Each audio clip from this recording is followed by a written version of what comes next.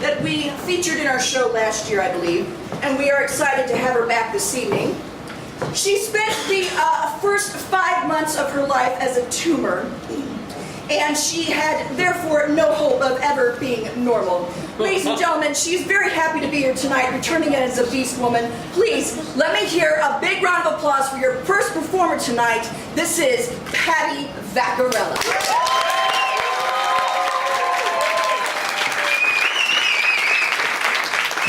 Thank you so much, Michelle. Thank you so much. I'll get this out of the way. I am trying to be a better person. I'm really trying, but sometimes I stumble and I fall off the wagon and I just snort all the potato chip dust from the bottom of the bag. Don't judge me, I'm living day by day here. I'm trying to eat better. Found this new stuff called Pasta Zero. It's made from mushrooms. I love mushrooms. It has 0 carbs, 0 fat, and 0 chance of me ever buying this shit ever again.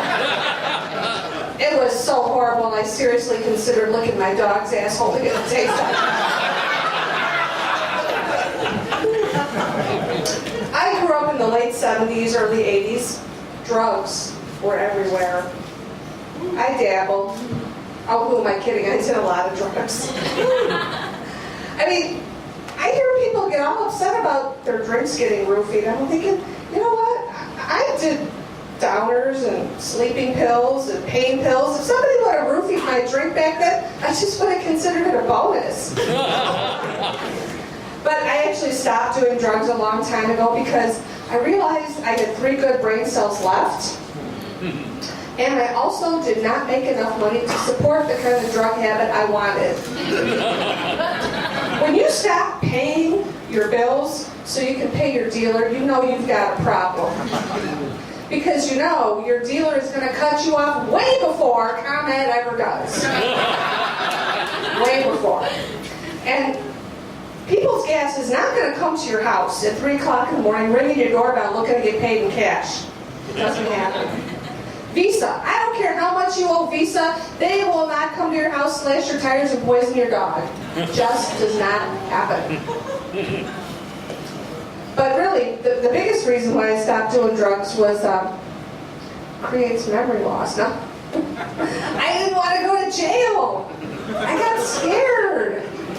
I was walking down the street one day, and in my purse I happened to have what might have been considered intent to distribute. I had a lot of dope in my purse.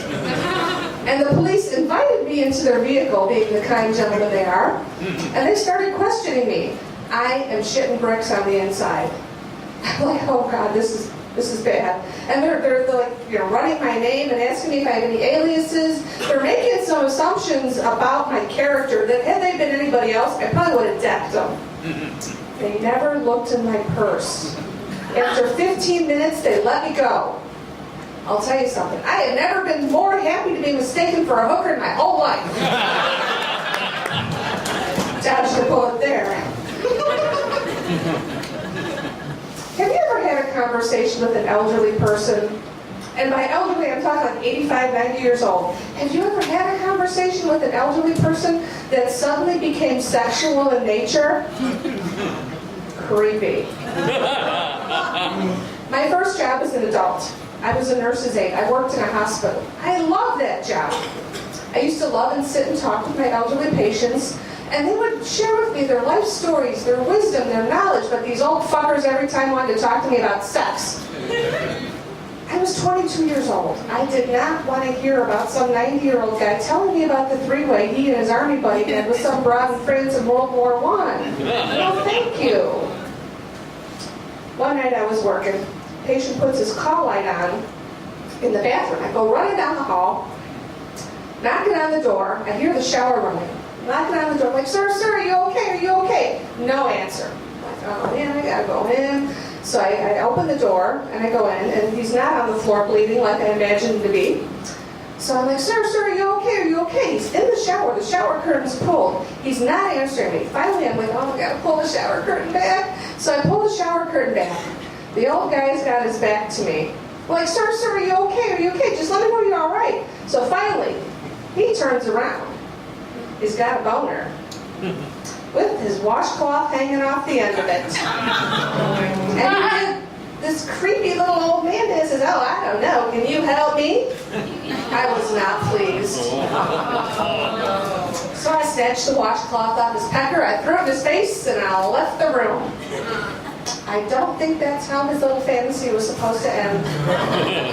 But that's me, the crusher of dreams, what can I say? But my favorite memory working in a hospital was this old man named Israel. Israel was the original cool old dude. He was 93 years old. He had this thick white hair and these sparkling blue eyes that told you there was still an awful lot going on upstairs.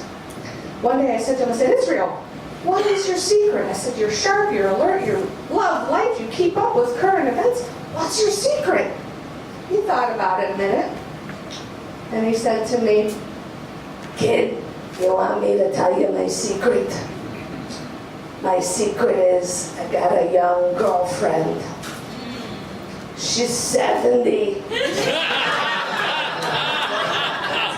And every once in a while, a little something happens. And on the days that I'm too old to cut the mustard, I can still lick the jar."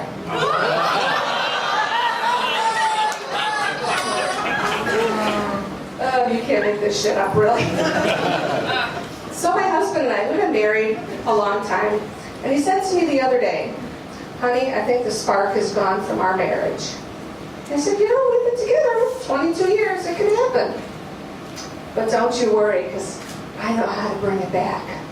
So I led him over to the bed, and I laid him down, and I blindfolded him, and I tied his hands down to the bed, and then I took a set of jumper cables, and I hooked him up to his nipples, and I turned that shit up to 11.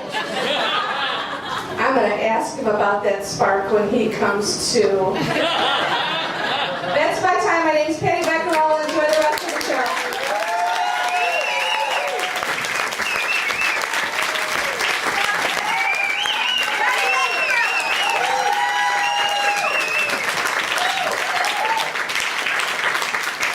I would like each of you to say a quick hello to my co-producer. Her name is Jill Erickson. She's the spiky-haired blonde gal you've seen running around. This is her right here.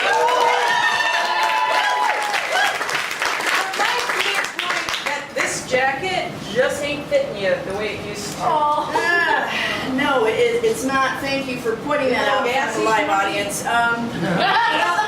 The reason why, Jill, and I know you know this, but for the sake of those that don't, I am proud to announce that I am currently 23 weeks pregnant with twin boys.